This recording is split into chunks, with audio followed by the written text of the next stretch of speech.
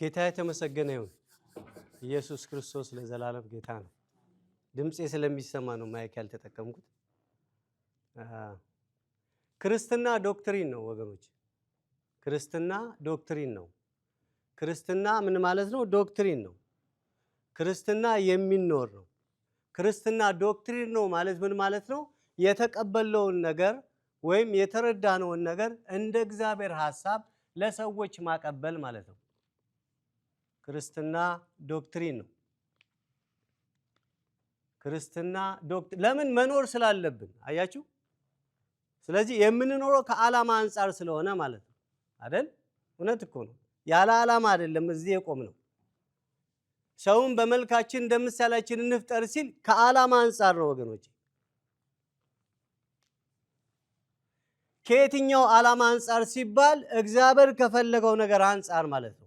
መነሻችን እሱ ስለሆነ ሰው መነሻውን ካወቀ መድረሻውንም ያውቃል ማለት ነው።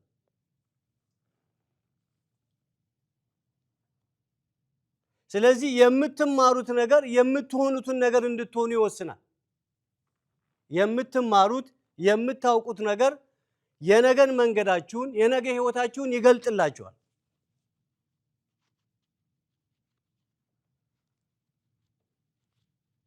ስለዚህ መንፈሳዊ ነገር ማለት መንፈሳዊ እውነት ማለት ነው። መንፈሳዊ ነገር ማለት መንፈሳዊ እውነት ማለት ነው። ለምን? ከእውነት ስለሆንን፣ እውነት ክርስቶስ ስለሆነ ከእውነት ስለተወን። ከየት ሲባል ከመንፈስ። ስለዚህ ወገኖች እኔና እናንተ መጀመሪያ መሬት መያዝ አለብን አይደል? መስማት አለብን፣ መቀመጥ አለብን።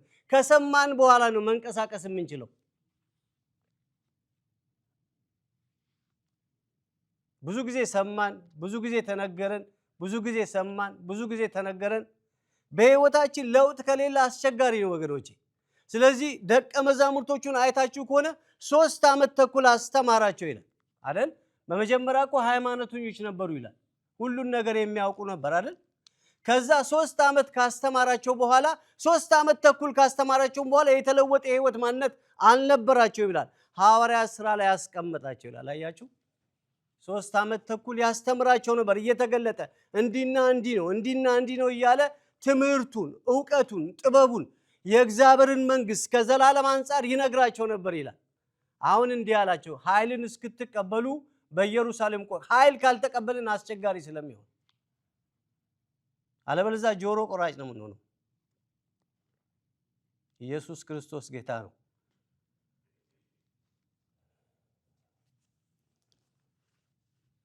ክብር ለኢየሱስ ይሁን።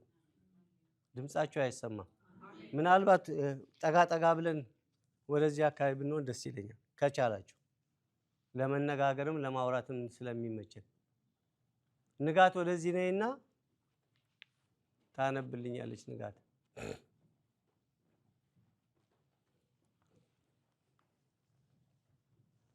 ንጋት ማርቆስ 5ን ታወጭልኝና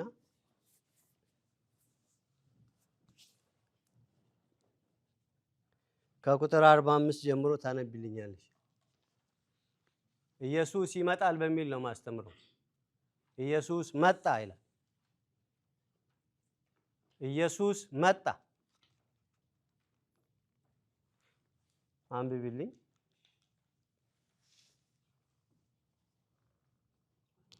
ማርቆስ 5 ከ46 ጀምሮ። ማርቆስ 5 ከ46 ጀምሮ።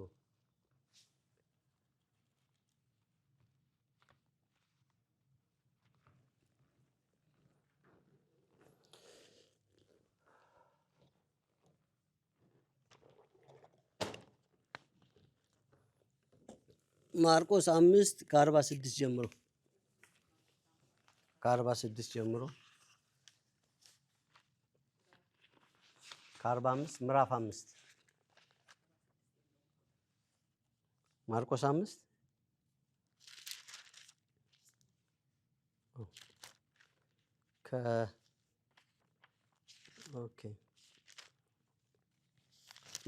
ማርቆስ 5 አሉ ወይ? ማቴዎስ 5 ማርቆስ 5 ከ35 ይቅርታ፣ ከ35 ጀምሮ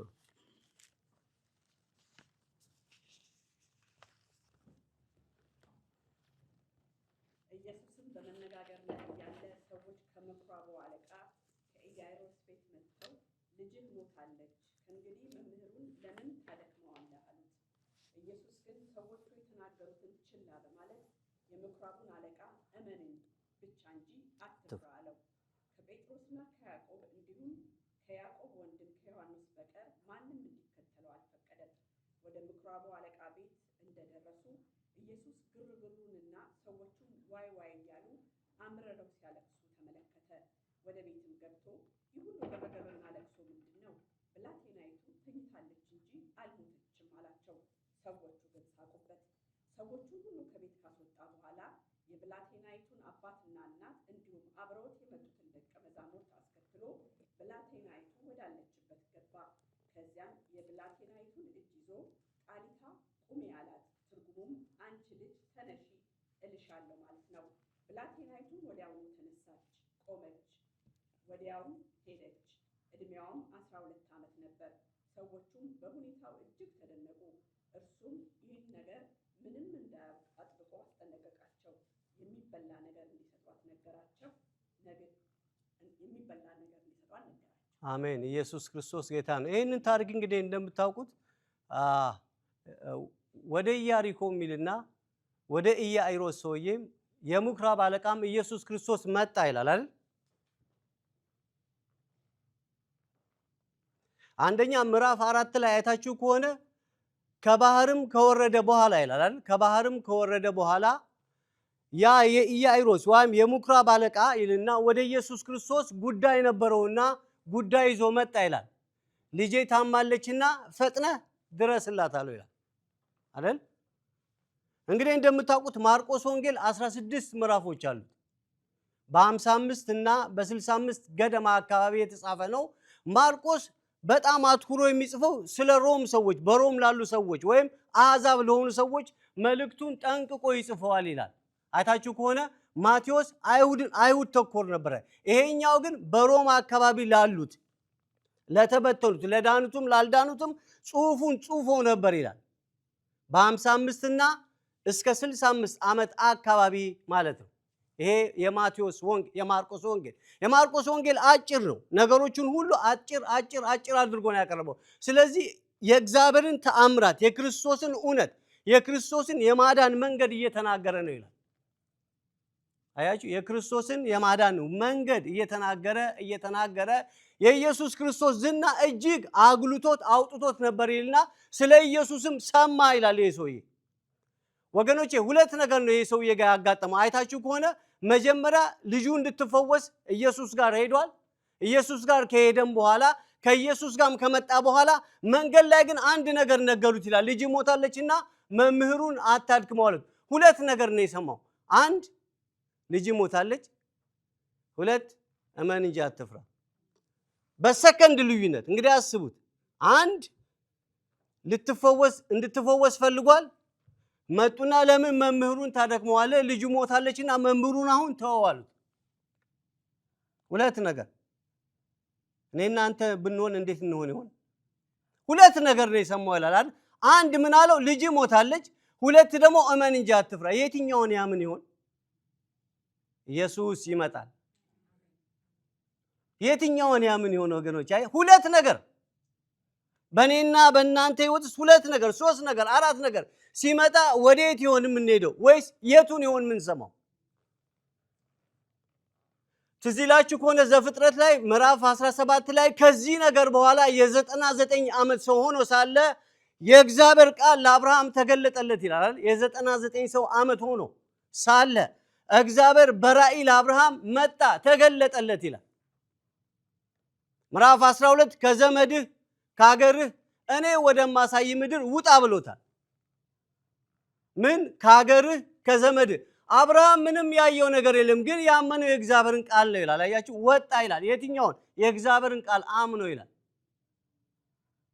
ልጅ ሞታለችና መምህሩን አታድክመው ይላል። ኢየሱስ ይመጣል። በነገሮቻችን ላይ ኢየሱስ ይመጣል። በነገሮቻችን በሁኔታዎች ላይ ኢየሱስ ይመጣል። ኢየሱስ መጣ ይላል። ከዛ ደግሞ ሳቁበት ይላል። እንዴ ልጅቷ እኮ አልሞተችም እና ግድ የለም ምናምን ብሎ እነሱንም ዝም አሰኘና ያዕቆብን ቤተሰቡን እናትና አባቱን ይዞ ገባ ይልና ተነሽ አላት ይላል። ከዛ ተነሳች ይላል። አያችሁ ክርስትና ዶክትሪን ነው። ክርስትና መረዳት ነው ይላል።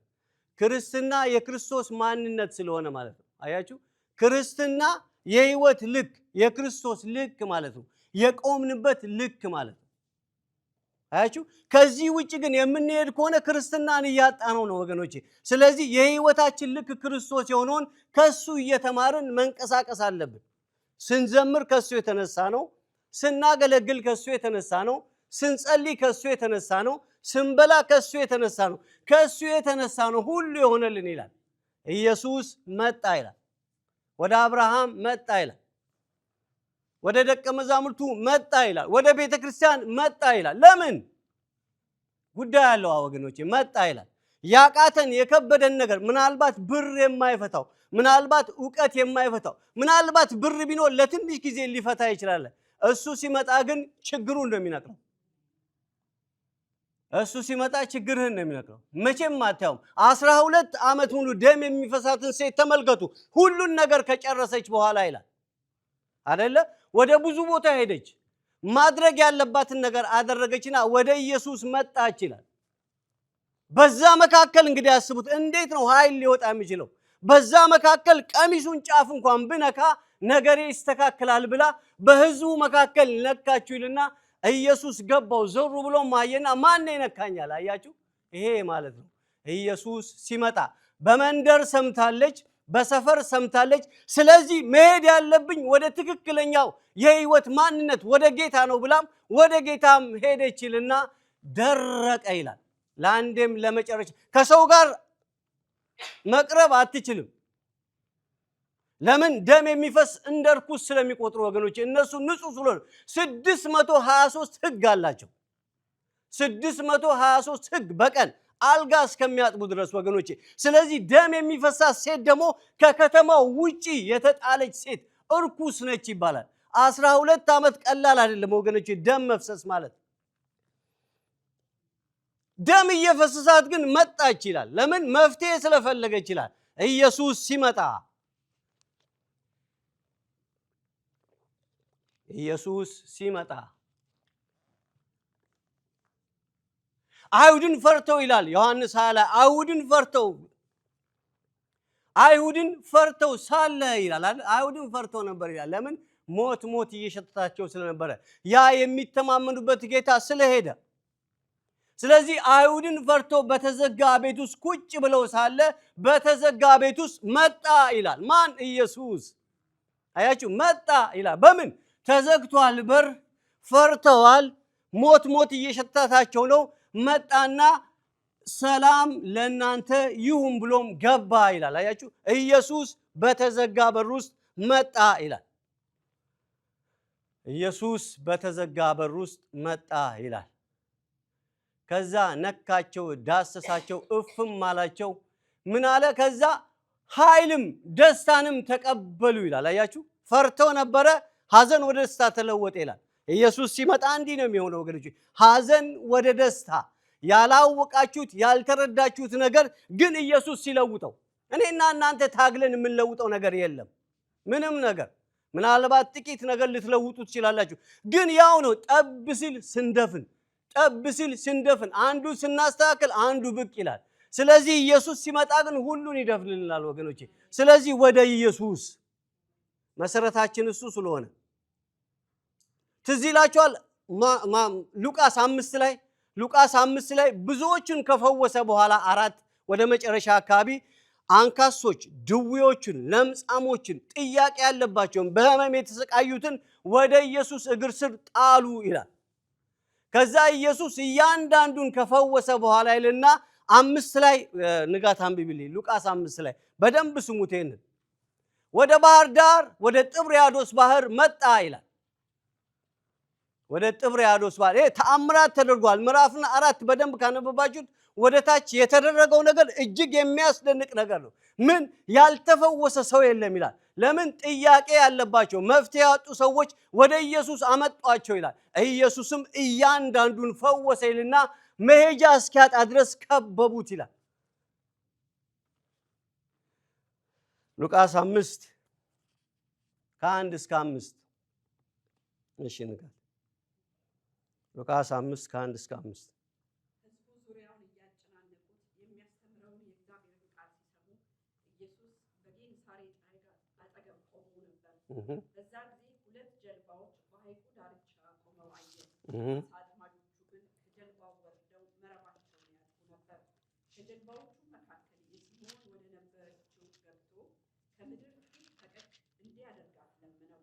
ከዚያም ጀልባዋ ላይ ተቀምጦ ሕዝቡን ያስተምር ነበር። ንግግሩን በጨረሰ ጊዜ ስምዖንን ወደ ጥልቁ ውሃ ፈቀቅ በልና አሳ ለመያዝ መረባችሁን ጣሉ አለው። ስምዖንም መልሶ መምህር ሆይ ሌሊቱን ሙሉ ስንደክም አድረን ምንም አልያዝንም፣ አንተ ካልክ ግን መረቦቹን እጥላለሁ አለ። በቃ አያችሁ፣ ሌሊቱን ሙሉ ስንደክም አደርን። የፈለጉት ነገር አሳ ነው ይላል። የሚፈልጉት ነገር አሳ ነበር ይላል። እግዚአብሔር ግን ሲመጣ ወይም ክርስቶስ ሲመጣ ከሚፈልጉት አልጀመረም። ሲመጣ ከሚፈልጉት ነገር አልጀመረም። ለምን ከሚፈልጉት ነገር አልጀመረም? ለምን ደክመዋል። ሌሊቱ ሙሉ ሊያጠምዱ ፈልጓል፣ አልያዙም። የት ሄደ አሳው? እነዚህ ሰዎች ደግሞ ከልጅነታቸው አሳ የማጥመድ ፕሮፌሽናል ናቸው። ከልጅነት በደንብ ያውቃሉ መቼ እንደሚጠመድ መቼ እንደማይጠመድ። ግን የዛን ቀን አሳ አልነበረም ይላል። አሳ ፈልገዋል፣ አሳ አልነበረም።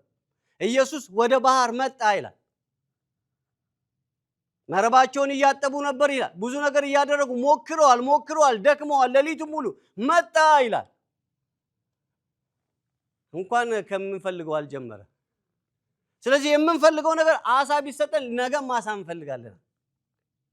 ስለዚህ እንዲህ አለ፣ ከሚፈልጉት ሳይሆን ከቃል ጀመረ ይላል። አያችሁ፣ ከስብዕናው ከማንነቱ ማስተማር ጀመረ።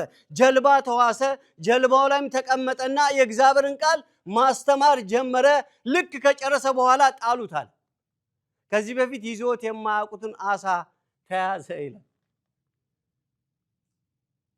ዋው! ከዛ በኋላ ምን አሳውም በተጨናነቀ በኋላ ጓደኞቻቸውን እየጠሩ መረቡ እስኪቀደድ ድረስ ጀልባው እስኪሰጥም ድረስ የአሳ ማዕት ከተያዘ በኋላ ይልና አሳውን ትተው ተከተሉት ይላል። ዋው!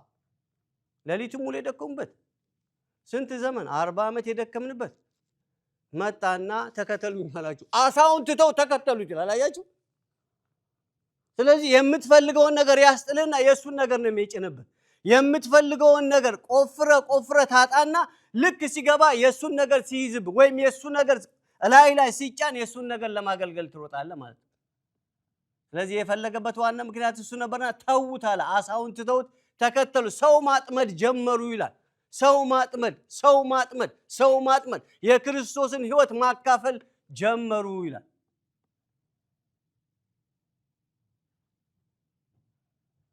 ሌሊቱን ሙሉ ደከምን። ሌሊቱን ሙሉ ስለፋ፣ ሌሊቱን ሙሉ ስንፈልግ ግን ምንም አሳ አልተገኘም። ኢየሱስ መጣ፣ ወደ መርከባቸው መጣ፣ ወደ ጥብርያዶስ ባህር መጣ፣ ባለመፍትሄው መጣ ይላል። 12 ዓመት ሙሉ ደም ይፈሳት ነበር፣ ነካችሁ ይላል። ነገሮች ሁሉ ተቀየሩ ይላል። በፍርሃት ተጨንቀው ሳለ ይላል በጣም ተጨንቀው ነበር ይላል። ሞት እየሸተታቸው ይላል። ከዛ እፍ አለባቸው፣ ደስም አላቸው ይላል። ከዛ እስከ መጨረሻ ለሞት የታመኑም ነበር ይላል። ምን ወንጌልን በመስበክ ይላል። ኢየሱስ ሲመጣ እንዲህ ነው የሚያደርገው። ኢየሱስ ሲመጣ ነገሮች ሁሉ ይስተካከላሉ ወገኖች። ወደ አብርሃም እንዲህ ሲል መጣ ይላል። አብርሃም ሆይ አትፍራ፣ እኔ ለአንተ ጋሻ ነኝ። ግን ልጅ የለውም እኮ ወገኖች። አትፍራ አብርሃም አለው። እሺ እኔ ምንድን ነው ያለ ልጅ እየሄድኩ ነው፣ ከፊቴ ያለው ይሄ የደማስቆ ሰው ኤሌዘር ነው አለ።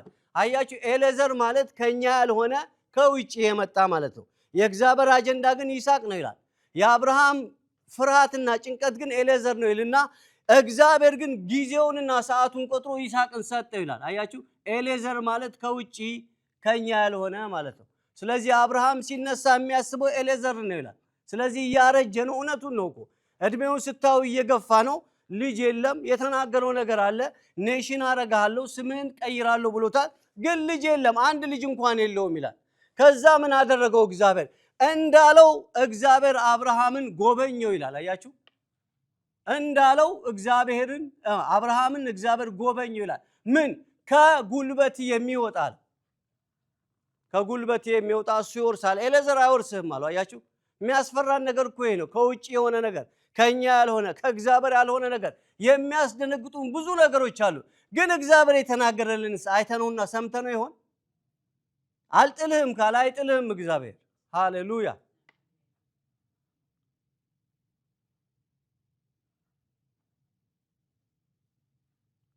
መሳፍንት 7 ላይ አይታችሁ ከሆነ እንዲህ አለው፣ 7 ዓመት ሙሉ እነዚህ ሚዲያማኖች እስራኤልን ያስጨንቁ ነበር ይላል። 7 ዓመት ሙሉ ከምን የተነሳ? ከኃጢአት የተነሳ። 6 ላይ ከኃጢአት የተነሳ ለ7 ዓመት ሙሉ እግዚአብሔር አሳልፎ ሰጥቷቸው ነበር ይላል። ለሚዲያማኖች። ስለዚህ ሚዲያማኖች ደግሞ እጅግ ብርቶች ናቸው ይላል።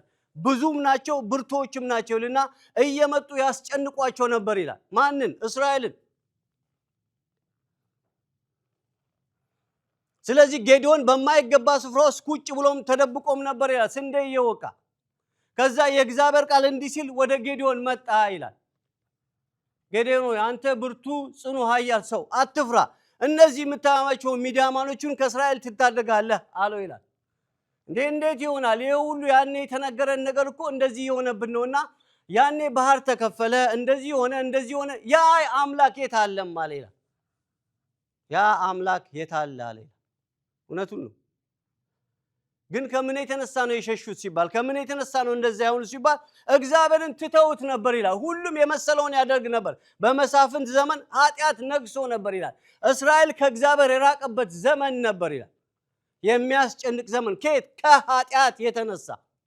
የእግዚአብሔር ሕልውና፣ የእግዚአብሔር ማንነት፣ የእግዚአብሔር ስብዕና አልነበረም። ከኢያሱ በኋላ ሊነሳ የሚችል ንጉሥ አልነበረም። ከኢያሱ በኋላ ሁሉም የፈለገውን ነገር ማድረግ ጀመረ ይላል። በጉልበት ይሂድ አለ። እንዴት ይሆናል? በጉልበት ይሂድ አለ። ስለዚህ ወደ ጦር ሜዳም ወደ 7 ላይ ምዕራፍ 7 ላይ ሲታያሉ ለመዋጋትም ከእነዚህ ሚዲያማኖች ጋር ሰዎቹን ሰበሰበ ይላል። ወደ 30,000 ወታደር። ለምን? ቁጥር በቁጥር ሊገጥም ስለፈለገ። እነሱ ብዙ ናቸው፣ ስለዚህ ብዙ ሰው ያስፈልገዋል። ስለዚህ በዛ ሲስተም ወደ እግዚአብሔር ቀረበና እግዚአብሔር እንዲህ አለ፣ ከገለአድ ተራራ እነዚህ የፈሩና የደነገጡ ይመለስ ብለህ አዊ ሲል 22,000 ሰው ተመለሰ ይላል። ለካ ፈርተው ነበር። ለምን? ኃይለኞች ናቸው፣ ያስፈራሉ። ጦራቸው፣ ቁመታቸው፣ ጉልበታቸው የተደራጀ ጦር ነበር ይልና ፈርተው ነበር ይላል። ከዛ የፈሩት ሰዎች ተመለሱ ይላል። አሁንም በዝተዋል አሉ፣ ቀንሳሉ። ከዛ እንዲያርግ ወደ ውሃ ዳር ውሰድልኝ አሉ። ወደ ውሃ ዳር የወሰደበት ወደ ወንዝ የወሰደበት ምክንያት ለመለየት ፈልጎ ነው ይላል። እነዚህ ተንበርክከው በምላሳቸው የሚጠጡት እነሱ አልፈልግም፣ ተንበርክከው የሚጠጡትን እነሱን አልፈልግም፣ እንደ ውሻ በመላስ የሚጠጡ አልፈልግም ማለትና በውሃ እያፈሱ የሚጠጡ 300ዎቹን ብቻ ምረጥልኝ አለው። እንዴት ይሆናል? በ300 እነዛ የሚያክል። እንግዲህ እግዚአብሔር ስራ ይሄ ነው። እግዚአብሔር መጣ። ታዲያ ኧረ ይሄ አይሆንም ጌታዬ ሲለው ወደ ሚዲያም ድንኳን አስጠጋው ይላል። ከዛ ሚዲያማኖች ራእይ ህልምን አለሙ ይላል። ለማን? ለጌዲዮን፣ ለእስራኤል ጦር እንዲህ አለ፣ አንድ የገብስ እንጀራ ከሰማይ ስትወርድ አየሁና የሚዲያማኑን ድንኳን ስታስጨንቅ አየሁ ብሎም የሚዲያም ጦር ተናገረ ወታደሩ። ከዛ ጌዲዮን ይሄንን ሰማ ይላል። ስለዚህ ጌዲዮን ደስ ብሎትም እግዚአብሔርን አመስግኖ በ300 ሰራዊት ያንን ሁሉ አባረሩ፣ አሸነፉ ይላል።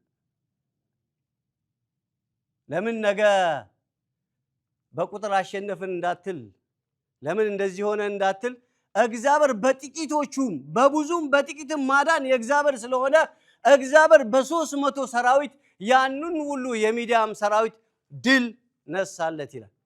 እግዚአብሔር ሲመጣ እንዲህ ነው። እግዚአብሔር መጣ ወገኖቼ፣ እንኳን መጣ። እግዚአብሔር ሲመጣ ነገሮች ሁሉ ይቀየራሉ ወገኖቼ፣ እንደነበረው አይሆንም። እግዚአብሔር ሲመጣ፣ ኢየሱስ ክርስቶስ ሲመጣ ወገኖቼ፣ ከዚህ በፊት ተናግሬዋለሁ። ላልሰማችሁት ልንገራችሁ። ይሄንን ከዶክተር ምህረት ደበበ የሚያስተምራቸው ጥሩ ጥሩ ትምህርቶች አሉና እንደ መልእክትም ነው እንደ ምክርም ነው። ለነ ዶክተር ምናምን ለነ ዳኒ ነግራቸዋለሁ፣ ግን ያልሰማችሁትን ይጠቅማቸዋልና ስሙት። እንዲህ ያለ አንድ ቀን 3 ወጣቶች ናቸው ምግብ ለመብላት ፈለጉና ወደ ከተማ እንውጣ ተባብሎ ተመካክረው ምግብ ለመብላት ወደ ከተማ ወጡ ማለት ነው። ሲወጡ ከመካከላቸው አንዱ ግርግዳ ላይ ወይም ታፔላው ላይ ጽሑፍ አየ። ጽሑፉ የሚለው እናንተ ብሉ ልጆቻችሁ ይከፍላሉ ባርና ሬስቶራንት የሚል ነው። ዋት እናንተ ብሉ ልጆቻችሁ ይከፍላሉ ባርና ሬስቶራንት። ወስማ ይሄ ምን አይነት ነገር ለመሳብ ነው ወይስ ምንድነው ብሎ ጠጋ ብሎ ሲያዩ ገቡ። ያ መግቢያው 2 ነው። ወደ ሆቴሉ ገቡ። ሲጠይቋት እውነት ነው አለችው። ትክክል እኛ የሁሉ በልተን አንከፍልም። አትከፍሉ ምንም ችግር የለም። ቲፕ ምናምንስ ልጅ የሌለው ሲል ግን በትውልዱ ይንጣጣልና የሚፈልጉትን ነገር ብፌው ምኑ ኬኩ ምን ያልበሉት ነገር የለምና በቃ ምን ከፍለው ነገር የለም ምንም ችግር የለም አሉና በዛ በኩል ሊወጡ ሲሄዱ በሁለት በኩል ነው በሩ። መግቢያው በዚህ ነው፣ መውጫ ደግሞ በሌላ ነው። ከዛ በተጠቀለለ ፖስታ ሰጡት። ሲከፍተው እንደዚህ የሚል ዶላር ነው። እንዴ አትከፍሉም ብላችኋል ነበር እንዴ? አይ ይሄንን የምትከፍሉት ወላጆቻችሁ ያልከፈሉትን ነው አለ።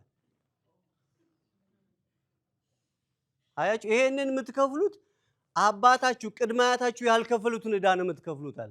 ስለዚህ ስንንቀሳቀሱ ወገኖቼ በህይወት ዘመናችን ነገ የሚሆነውን ነገር ለትውልድ ምንድነው ጥለን የምንሄደው? ስለዚህ ከደሞዛቸው እየተቆረጠ እስካሁን እየከፈሉ ነው አለ። ዕዳ በዳውን በተለይኛ ሀገር እኮ ችግር እኮ። ስለዚህ በምንንቀሳቀስበት ጊዜ ለልጆቻችን ምንድነው ምንጥለው? መንፈሳዊ ነገራችን እንዴት ነው? ካልጸለይክ ልጅ አይጸልይም። ካላነበብክ ልጅ አያነብም። ልታነባት ጎትኩተው ስታነብ ያነባል፣ ስትጸልይ ይጸልይ። መንገድህን ነው የሚከተለው። አያችሁ። ስለዚህ እስካሁን ድረስ ፋይት አለ። ከመቼ ጀምሮ? ከኃይለ ሥላሴ ጊዜ ጀምሮ ፋይት ደም።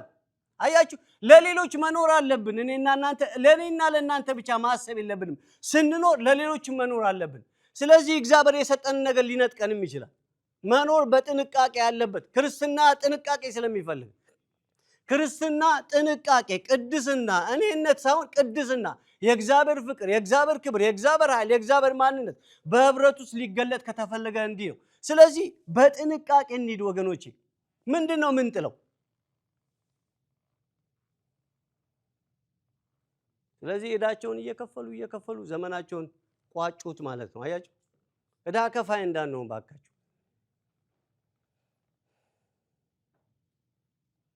ክብር ለኢየሱስ ይሁን። ክብር ለኢየሱስ ይሁን። ኢየሱስ ክርስቶስ ለዘላለም ጌታ ነው። ክብር ለኢየሱስ ይሁን። ኢየሱስ መጣ ወገኖች። ምንድነው የከበዳችሁ? ኢየሱስ ግን መጣ ይላል። ባቃተን ነገር ላይ ኢየሱስ መጣ ወገኖች። ምናልባት ትልቅ ሀብታም ሰውዬ መኪና ሊገዛልህ ይችላል፣ ግን ችግርህን አይፈታልህም። ምናልባት ገንዘብ ሊሰጥ ይችላል፣ ግን ችግርህን አይፈታልህም። ምናልባት ጥቂት ነገር ሊያደርግልህ ይችላል። ለምሳሌ ወደ ዶክተር እንሄዳለን። የዶክተር የምንሄድበት ከተማረው የተነሳ ነው። መፈወስ እግዚአብሔር ጋር ነው። አያችሁ መድኃኒት ይሰጣል። ዛሴት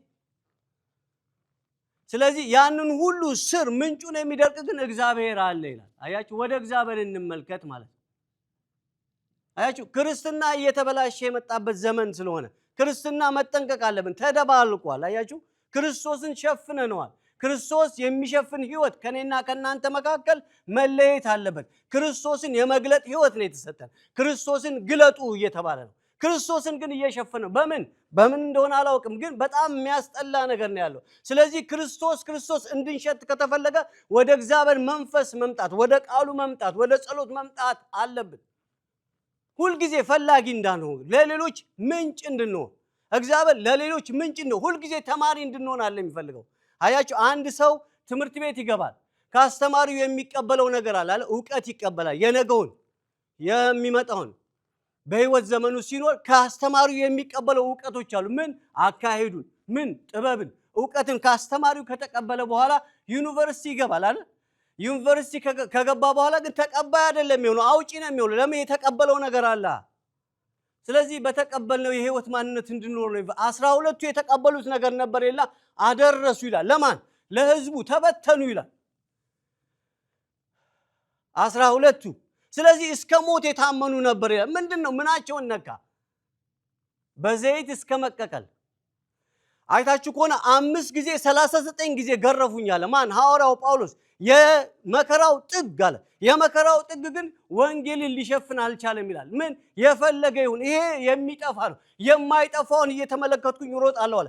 5 ጊዜ 39 ጊዜ ገረፉት። 180 192 172 ጊዜ 5 ጊዜ ላም በድመት ጅራፍ የምትባል እንደዚህ ስጋን በውጭቆ በሚያወጣው ማለት ነው። 5 ጊዜ 39 40 አልሞሉም። 39 5 ጊዜ ገረፉኝ። ከዚህ ሁሉ ግን አለ ክርስቶስ በኔ ውስጥ ኃይል ያገኛል አለ። ክርስቶስ በኔ ውስጥ ይገለጣል። እስከ 3ኛው ሰማይ ተነጠቀ ይላል። ሰው የማይናገረውን ድምፅ ሰማ፣ ግን ክርስቶስ እያለ ሞተ ይላል።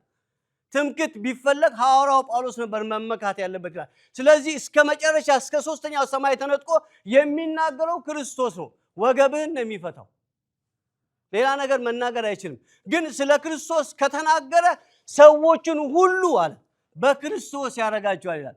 በውስጡ የሚወጣው የጸጋው ቃል የሚገርም ነበር ይላል። አያችሁ፣ ክርስቶስ ምኑን ነካው? በደማስቆ ከነካው በኋላ ይላል። አያችሁ፣ በደማስቆ ከተነካ በኋላ ይልና ይኸው ይሄ ሰውዬ አለ አንደኛ ሮማዊ ነው፣ ሁለተኛ ግሪክን ቋንቋ ይችላል፣ ዕብሩን ሁሉን ነገር ይችላል፣ ግን ለወንጌል ራሱን ለየ ይላል። አያችሁ፣ እንዲያውም ቢሆንልኝ አለ እንዲያውም ቢሆንልኝ እንደ ክርስቶስ ሳይሆን ተዘቅዝቄም ብሞት ደስ ይለኛል አለ። በሞቱ እንኳን ብመስል እስከዚህ ድረስ ወገኖቼ፣ በሞቱ እንኳን ብመስል ደስ ይለኛል አለ።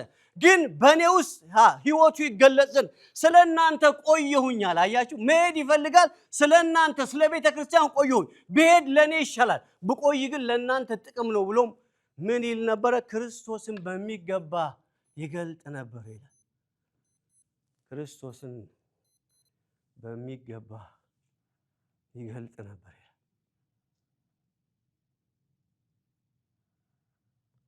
ቆሮንቶስ ላይ አይታችሁ ከሆነ በአይሁድ ስደት አለ፣ በወንድሞች ስደት አለ፣ በአውሬ በጾም በጸሎት ረሃብ፣ ችግር፣ መከራ፣ አንድ ጊዜ በቅርጫት ወረወሩኝ፣ አንድ ጊዜ በቅርጫት አስጣሉኛል። ይሄ ሁሉ ነገር ስለ ክርስቶስ ነው አለ። ግን ስለ ክርስቶስ እንደ ጉድፍ ቆጥረዋለሁ። ይሄ ሁሉ አለ መገለጡ ምኑን በሉትና በመገለጡ አልታበይም። ግን ይሄ ሁሉ የደረሰብኝ እኔ አለ እንደ ጉድፍ ቆጥረዋለሁ። የኋላዬን ትቼ የፊቴን ለመያዝ እዘረጋለሁ። እስከ 3ኛው ሰማይ የተነጠቀ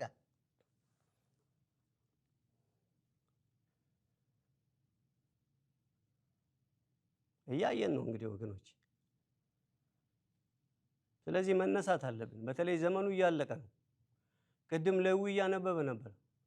አይታችሁ ከሆነ መጨረሻ ላይ እንዲህ ይላል አለ በሕይወት መጽሐፍ ያልተጻፈ ሁሉ ማንኛውም በእሳት ባህር ተጣለ ይላል።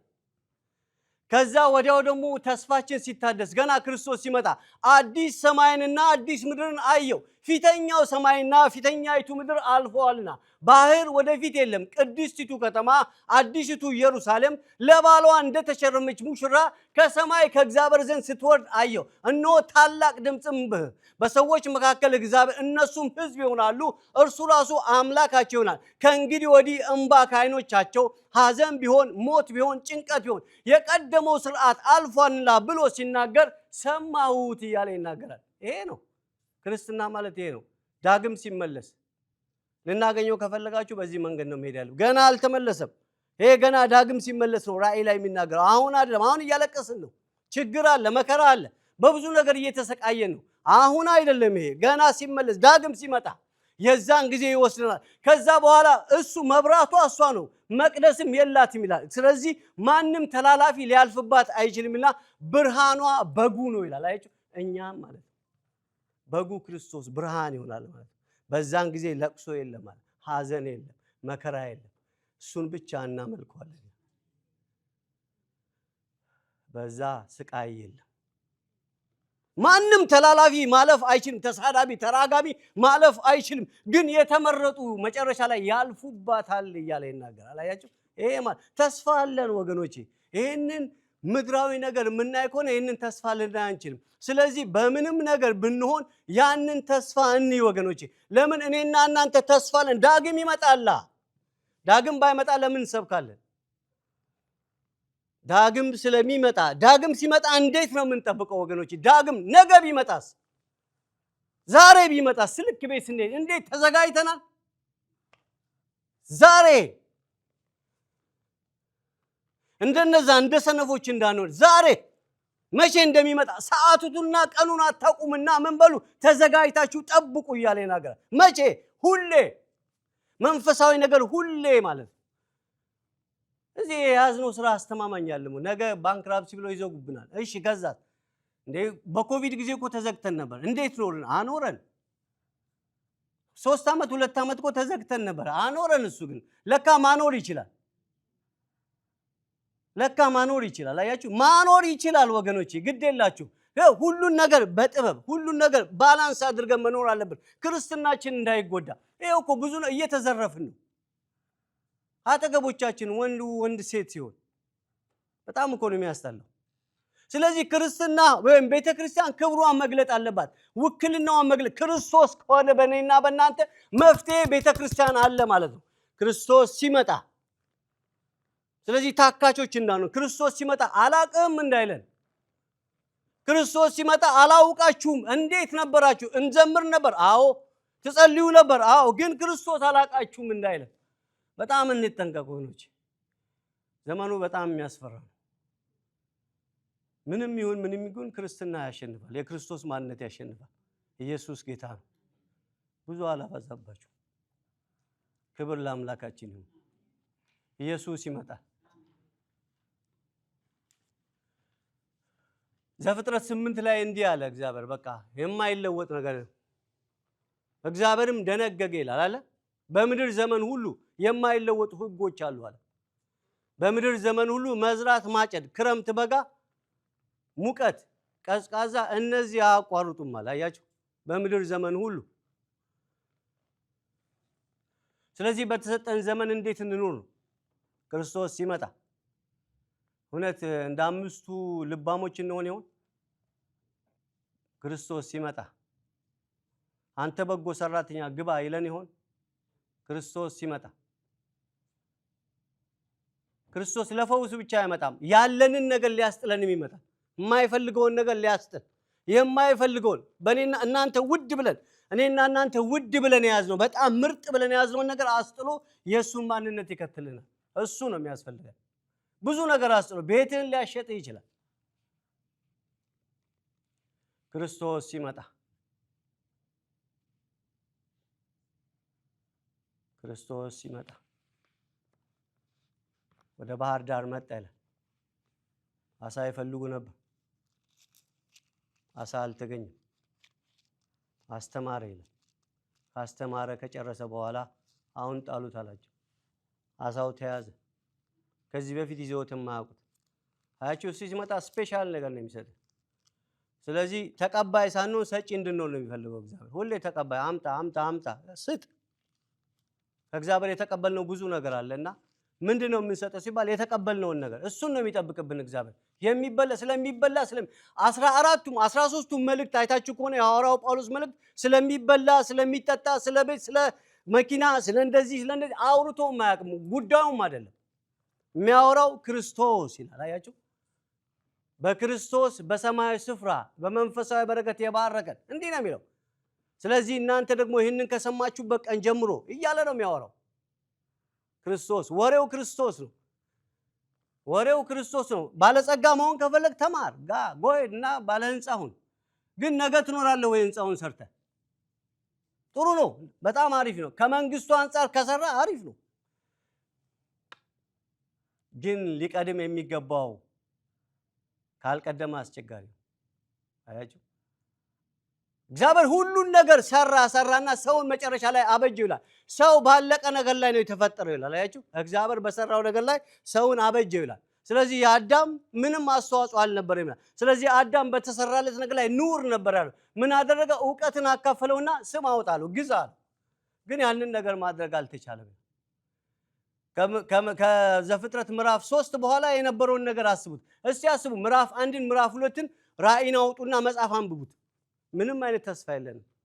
አያችሁ፣ ምዕራፍ 1 ምዕራፍ 2 መኖሩና ራእይ መኖሩ ተስፋችንን በደንብ አየነው። አያችሁ፣ ራእይ ባይኖር ምዕራፍ 1 ምዕራፍ 2 ባይኖር ወይም አታንቡ ቢባል ምንድነው ላይፋችን? ምንድነው ህይወታችን?